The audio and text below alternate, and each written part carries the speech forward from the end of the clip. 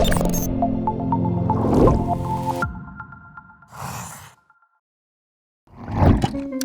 everyone, this is part 2 of our discussion with Julie Hare.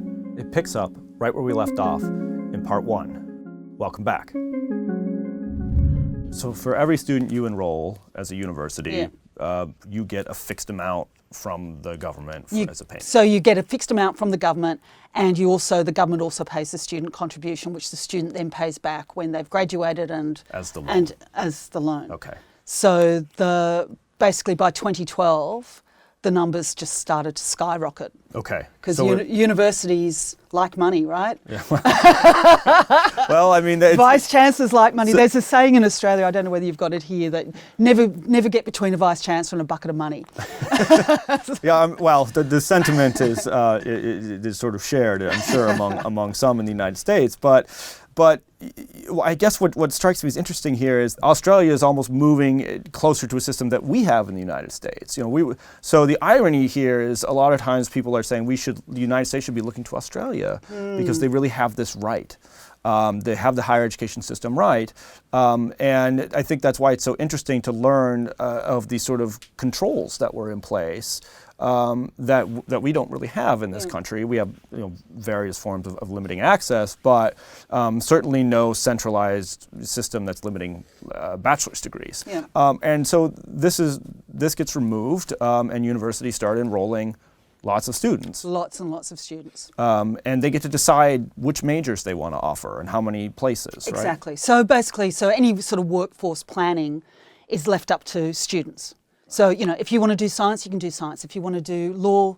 So we ended up, a lot of people enrolling in law degrees, a lot of people enrolling in journalism degrees. And hey, there's no jobs in journalism anymore either, is there? So a surplus of students in some areas and still struggling to get students to enrol in areas like IT. Like we never produce enough IT graduates.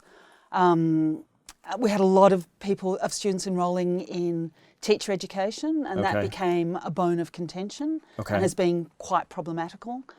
But the numbers just absolutely soared in the first 2 or 3 years. So enrollment skyrockets. That's a lot of that, they skyrocket. And what we realised afterwards is that there'd been this thing called unmet demand. Mm-hmm. With places capped, there was a lot of students who just couldn't get in, and most of them were mature age students. Yeah. They just couldn't get a place. So when you say mature age, sort of adult students, not not dependents. It depends on the university, but over the age of 21, So students who basically probably hadn't done well out of the school system, hadn't been able to get a place at university under the CAP system, and just hadn't been able to get in. So the system grew dramatically. Certainly there were a lot more school leavers getting a place because what we call our leaving certificate, which is the ATAR, the Australian Tertiary Admissions Rank. Okay, sort of like an admission standard or an admission standard between 0 and 100. If you get 100, you're brilliant. If you get 0, you're basically functionally illiterate and innumerate. Okay. So there was a lot more school students coming in, but also... So, if you think about the brightest school leavers, they were already going to university, and the demand-driven system didn't change anything for anyone with an ATAR over 90. Okay. Probably for anyone with an ATAR over 80. It really didn't change. Right. They were getting admitted because they had the good scores. They were going to get admitted probably under any of these systems. Yeah. But they were white, urbanised, privileged kids. Yep. And they were going to go to university anyway. Yep. So, the system wasn't designed to increase access for them because they already had access. Right. What it did was open the doors to poorer kids, more disadvantaged kids in the sort of the mid-range, and unfortunately some kids with very poor academic backgrounds. Yeah. Because what the government didn't do at the same time was uncap foundation programs, basically the stepping stone into university. So they just uncapped bachelor degrees, and so all the incentives were for universities was to put students, even with poor academic backgrounds, straight into university degrees instead of putting them into sub-bachelor programs and giving them some of the academic skills to survive. So there was a lot of discussion, and there has been a lot of discussion about attrition of students dropping out in first year. Okay. And so the lower your ATAR, the higher your risk of of dropping out. And so this is sort of in the US, we call this sort of the college completion crisis, right? So we have an open system, much more open. And, a decade ago, in the policy world, people started to worry that students, exactly of the demographics that you've described, were enrolling, and they weren't finishing. And so same thing is happening in Australia because they've opened access. But there's the safety net in Australia because there is the safety net, so they don't have to repay if they don't benefit from their education. They might go and get a job somewhere else and end up repaying, but they might not. So the Australian system is good because of the safety net system. That's provided through the loan. That is provided through the loan. And I think there's just a moral issue too about setting up kids to fail. Or, so we know now that attrition, I'm sure it's the same in America, attrition is closely correlated with low ATAR, low test score. Low test score. Part-time study and online study. And when you're getting those three put together, some universities were having 1 in 3, students fail in first year, and that's a cost to government, and it's also a huge cost to students through opportunity cost, through the fact they have a debt that they've got to repay at some stage. It's it's a moral issue. It really is. So debt and no degree. Debt and no degree, which is we look to America and we go, we your $1.5 trillion student debt crisis, and we go, we don't want to be like that. Well, that's a good point to sort of talk about the loans, what's happening with the loans. So we have an open access system, and we have a lot of loans. We give everybody a loan if they want to go, and including for graduate school and in the community colleges, technical schools. And the non-traditional students, the older students that you've talked about, and graduate school are ones that have really, contributed to this big increase in debt. So what is happening? What has happened to the amount of outstanding student debt in Australia since this demand-driven system where universities could enroll as many students as they wanted and they were allowed to take out loans? Okay. So the amount of income contingent loans, the debt held by the government on behalf of students, of course, soared. It soared, but it also soared because at the same time there was another government policy about giving vocational students who were doing diplomas and advanced diplomas degrees. It was an appallingly implemented policy, and there were no barriers to entry. So every rogue operator just started setting up colleges, and it was just a complete disaster and failure. But that added a lot of money to the income contingent loan system. But, at the moment, I think there's about $60 billion held by the government in loans, and about $20 billion of that is considered doubtful debt, the amount that will never be repaid.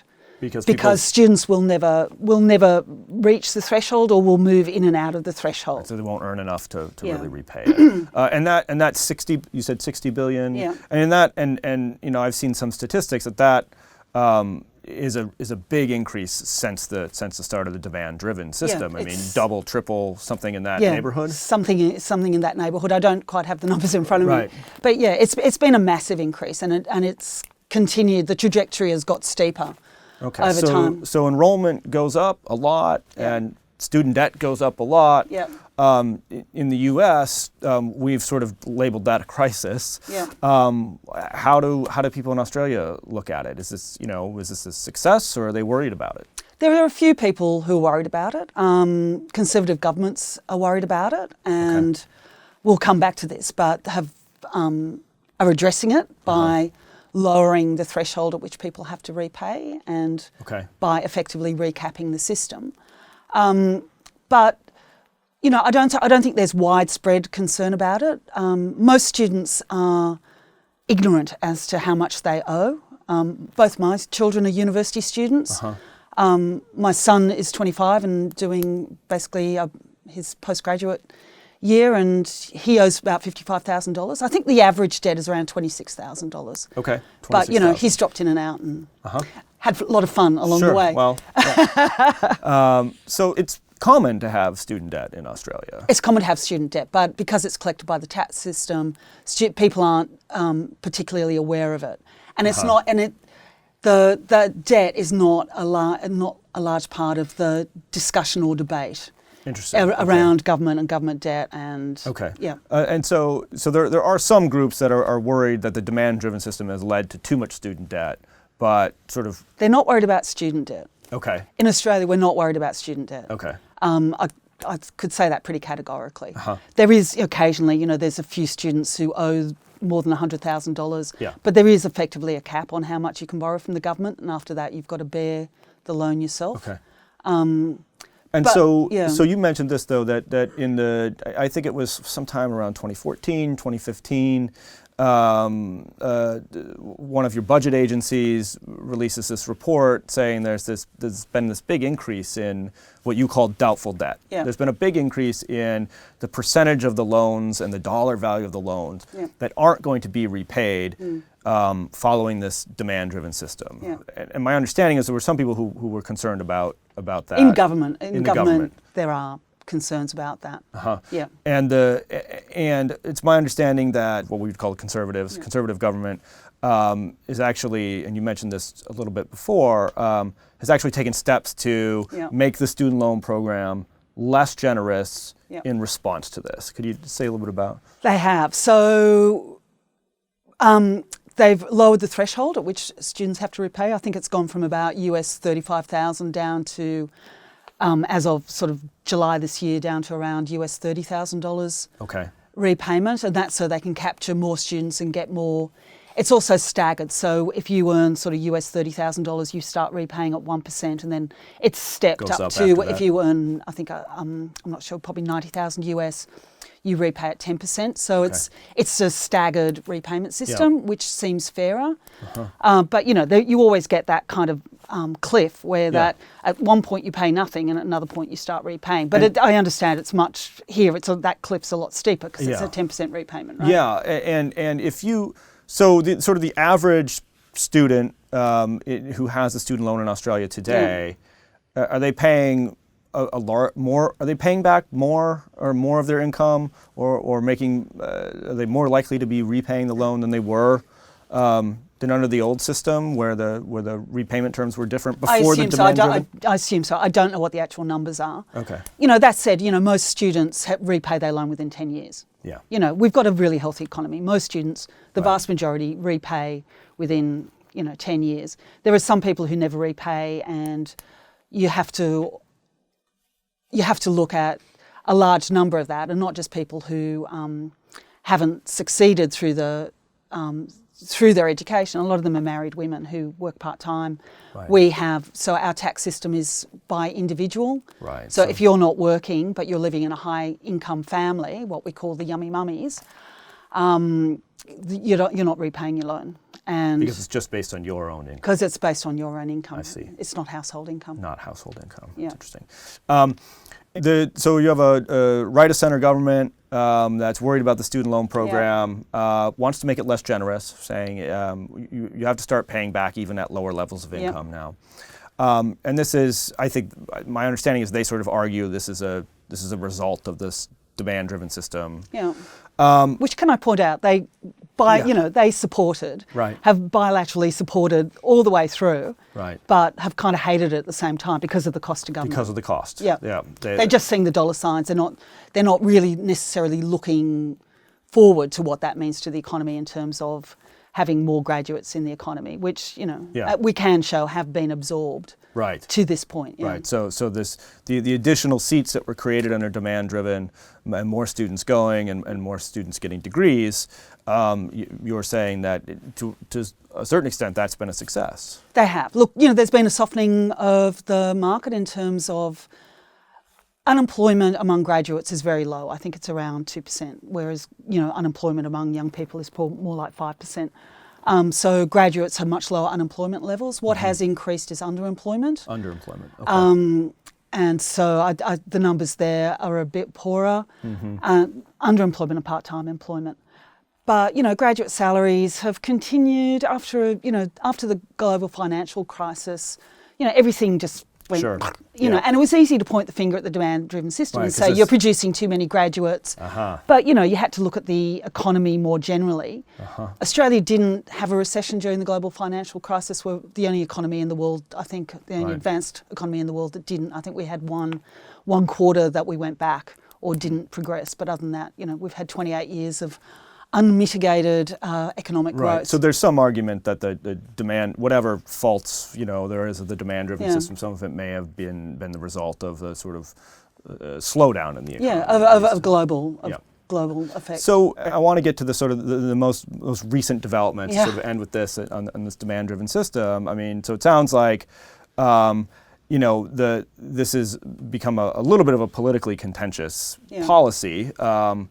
And the current government, what is the current status of this demand-driven system? Is it still universities can enroll as many students as they want? I know there's been changes to the loan program, but what about changes to how many students can enroll? Well, so the current government, while it was in government before the most recent election, said it has recapped places. Okay, so the caps are back on. The caps are back in place. The caps are back in place. Okay. So 10 years of a demand-driven system, which has effectively worked. You know, there is nothing to say it didn't work. There have been some costs to it, but, you know, as an overarching policy, it has been a success. But the government, which is now the Morrison government, didn't like how much it was having to pay for in terms of Commonwealth grants and in terms of HECS loans. And so they recapped the places. Now, they haven't recapped places on a specific level like previously. Okay. So what they've done is cap it at a financial level, saying you can't, so in 2018 they said you can't have any more money each year than you had in 2017. So the university is sort of has a freeze on the amount of government funding they can have. They can still enroll as many people as they want, but they're will not only get the student contribution. They won't get the government contribution, Okay. which means so that's interesting. So that's in place until 2020, and then after that it will only grow with demographic growth, and demographic growth is only anticipated to increase by about 1% a year. After that. So, you know, that in itself is interesting. I'm going to sort of play this out, you know. So if you, under a different government, under a sort of left of center government, under the Labor government, with this original demand-driven system, would they put that exactly back in place? So one of their election promises was that they would reintroduce the demand-driven system fully and wholeheartedly, and they were also going to hold a full review of the tertiary education sector, because while our focus is very much on higher education, the vocational sector in Australia has just been absolutely annihilated over the last 10 to 15 years. And why is that? What is very quickly? Very quickly, because there was a whole lot of kind of freewheeling, free market ideas applied to it that put the public provider TAFE up against private colleges, and also it's there's state responsibility and state funding with a small amount of federal funding, and the states just withdrew money. But I can say categorically the vocational sector is in crisis. That is our crisis. Right. But it's not going to be addressed. There's nothing to show that it's going to be addressed under the current government. As a sort of final point, it seems like this demand-driven system is still very much so up for debate in terms of where it's headed. No, I think it's effectively finished under the current government. Places are capped. You know, there's 1% growth. There's going to be performance-based criteria in order to get your demographic growth. You've going to have to meet certain. So universities have to meet certain targets in order to get more money. Well, I don't know about certain targets, but they haven't said how they're going to do it. But obviously, in the US, a number of states here have played around with performance-based criteria. We also like to talk about it and then also not give specifics, exactly as you've described. Yeah. So you know, and as you'd know, there are real problems if you're telling a university it can only have increased funding based on graduate outcomes, and there's another global downsizing of the economy. Right. Why should future students or universities be punished for something that they can't control? Right. I know this debate is being played out many years in the US. And so what should we be looking for? I mean, if you had to think, like, what are the key things to watch for in this debate in Australia, and the caps and the demand-driven system, the state of the loan program? I mean, what's the big thing we should all be looking at for the sort of next shoe to drop? Okay, so I've got a couple of predictions. One, places are obviously going to settle and they won't grow particularly. I mean, there had been a flattening, a plateauing in demand anyway, but we've got a bubble coming from about 2022 onwards.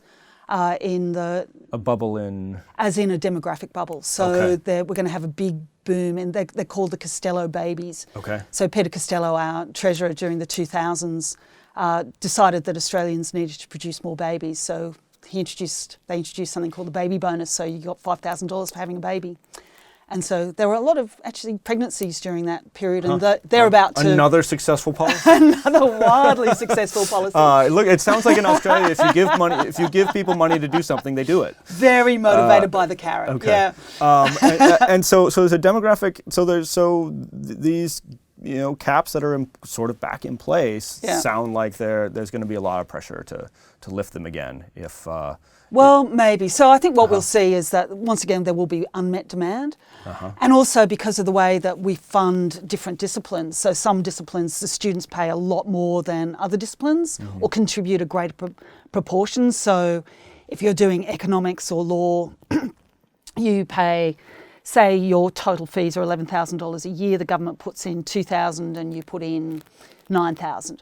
So I predict what you'll see is growth in those areas where student contributions are high and government contributions are low, because basically students then become cash cows and then can then fund that. What you won't get is a lot of science, increase in science, or expensive programs that are expensive to teach. I see. So, yeah. And so, as sort of a final prediction here, do you think the government is going to make the student loan program continuously less generous? Is that a trajectory we're on, or do you think that the changes they put in place are about it for now? I suspect they're probably about it for now. Okay. There is a certain amount of resistance.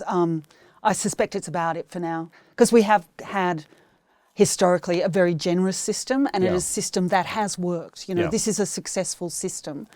And to be too hard-nosed about it, I think, would be detrimental to the character, the underlying principles of the scheme. I think those are definitely key things that U.S. audiences will want to keep an eye on in the Australian system, and this just gives us a lot more context than what we normally get when we hear people sort of mention the Australian system as something that we should all keep an eye on to learn from. Clearly, there is a lot to learn from the Australian system. There's just more than what we're usually told. So Julie, thank you. This has been great, and I'm glad we had the chance to have this conversation. Jason, thank you. It's been fabulous. Hey everyone, that's the end of our discussion with Julie Hare. Thanks for watching. If you enjoyed what you saw, remember to like the video or leave us a comment. And be sure to check out the rest of our videos and research from AEI.